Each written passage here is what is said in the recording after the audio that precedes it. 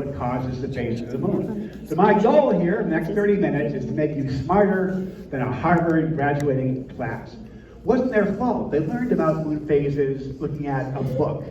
We're going to make a three-dimensional model of the sun, earth, and moon to explain more clearly both what phases happen when and why certain phases of the moon give us eclipses. So let's go ahead though and begin where all astronomy has its origins, going out and looking at the sky you see tonight.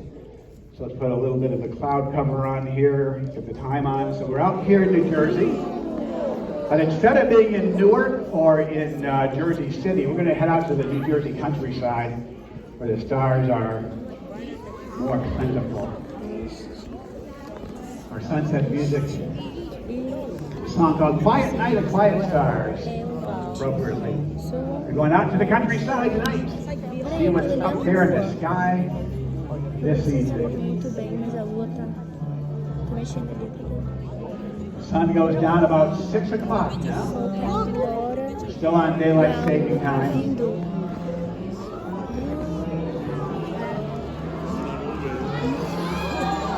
Gente, que lindo! Não dá pra vocês verem muito, mas a lua tá ali e as estrelas.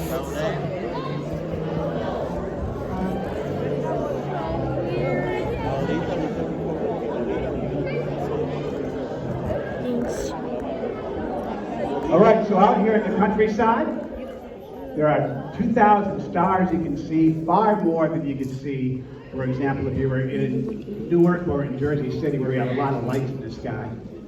So if you're out in the countryside, it can be a little confusing. It does help to find a friend like the Big Dipper, which is a way to find your way around the sky. You generally see the Big Dipper even in Newark. It's back behind us, though. There is the cup. There is the handle of the Big Dipper. The Big Dipper is always in the sky. It's always there if you're here in New Jersey. So as long as it's dark, you can always find it. There's the Big Dipper.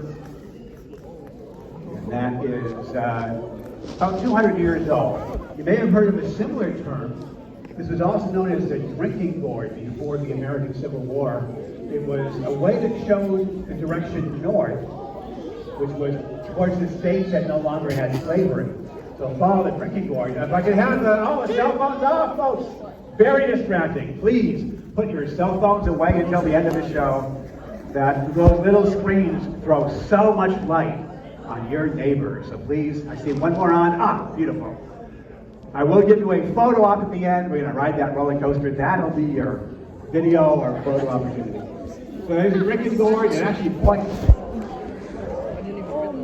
I can't go on until all the cell phones are off. Please have them off and keep them off. All right, thank you very much. All right, so there's the Big Dipper, and in fact, it actually points to the North Star back behind us to help us find our directions. So that's one constellation in the sky.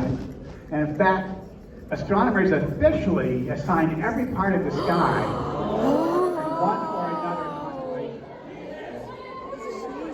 These are all the official constellations that astronomers use to find their way around the sky. However, while the stars remain in the same shapes for thousands of years, the stars are like cars on a really distant freeway where it takes a long time to tell they're moving. We can still use the same starry patterns that were invented 2,500 years ago for our constellations. But against the stars, there were these little things that moved against the background of stars and changed their position. And one of them was the moon. The moon changes its position every night. And the other ones were what we now call the planets. They all change their positions against the starry background. So here's where you find the moon tonight in a phase called a waxing gibbous phase. So if you're out tonight, have a look for that. But to understand the moon, it makes sense to make a bunch of observations to try to figure out how it changes in the course of a month. So what we're going to do, first of all, is take 4 observations of the moon in September and early October, and then figure out what's going on in terms of